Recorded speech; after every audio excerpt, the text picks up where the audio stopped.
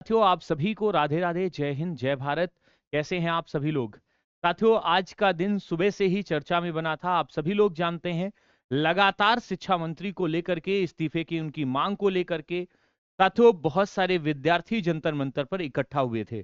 ये मांग लगातार उठ रही थी, सरकार के ऊपर भी आप जानते हैं दबाव था, और इस दबाव के रहते और आप सभी लोगों की साथियों जो मेहनत थी, जिसके आप सभी लोग वास्तविक रूप से असली विजेता हैं, वो दिन आज आया। और आप सभी लोग जानते हैं, दोपहर करीब 3 बजे वर्तमान में जो पीछे अभी रह चुके शिक्षा मंत्री थे, उन्होंने साथियों इस्तीफा दे दिया था। धर्मेंद्र प्रधान का इस्तीफा वास्तव में शायद इस सरकार के लिए भी एक बहुत बड़ा मुद्दा था, क्योंकि आपने सुना था सरकार इस प्रकार की कभी भी एक्टिविटी जो है वो नहीं स्वीकार करती है, मतलब वो झुकती नहीं है। लेकिन आप सभी की जो ताकत थी, जो विद्यार्थियों की ताकत थी, जो वास्तविक में शक्ति बनकर सामने आई, वो थी साथियों आप सभी की 20 जुलाई की एकता। भारत के हर एक राज्य में आप देखिए, हर एक राज्य के बड़े बड़े शहरों में देखिए, लगातार साथियों विरोध चल रहा था कि वास्तव में हम इस शिक्षा मंत्री को एक तरीके से नहीं देखना चाहते हैं, इस शिक्षा मंत्री का इस्तीफा चाहिए। और इसको लेकर लगातार सरकार भी कटघरे में खड़ी थी।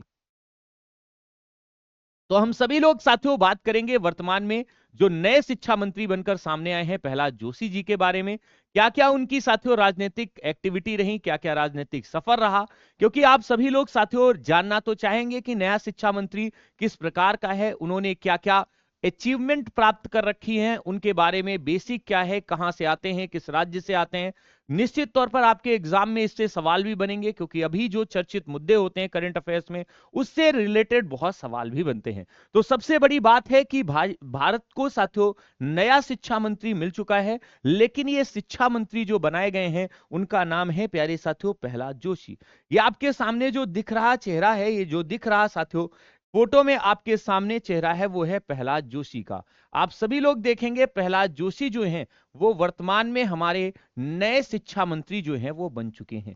साथियों शिक्षा मंत्री जो बनाए गए हैं वो साथियों ये बनाए गए हैं, लेकिन ये ध्यान रखिएगा, ये नए शिक्षा मंत्री तो आपके और हमारे होंगे, लेकिन इनको केवल अतिरिक्त प्रभार दिया गया है। इसका मतलब ये परमानेंट नहीं है, इनको अतिरिक्त प्रभार जो है वो प्यारे साथियों दिया गया है, मतलब ये टेम्परेरी है। नया शिक्षा मंत्री जब तक नहीं मिल जाता तब तक इन्हीं से साथियों शिक्षा मंत्रालय जो है वो रन होगा, मतलब शिक्षा मंत्रालय जो है उसको यही जो है वो रन कराएंगे, ये आपको ध्यान रखना होगा।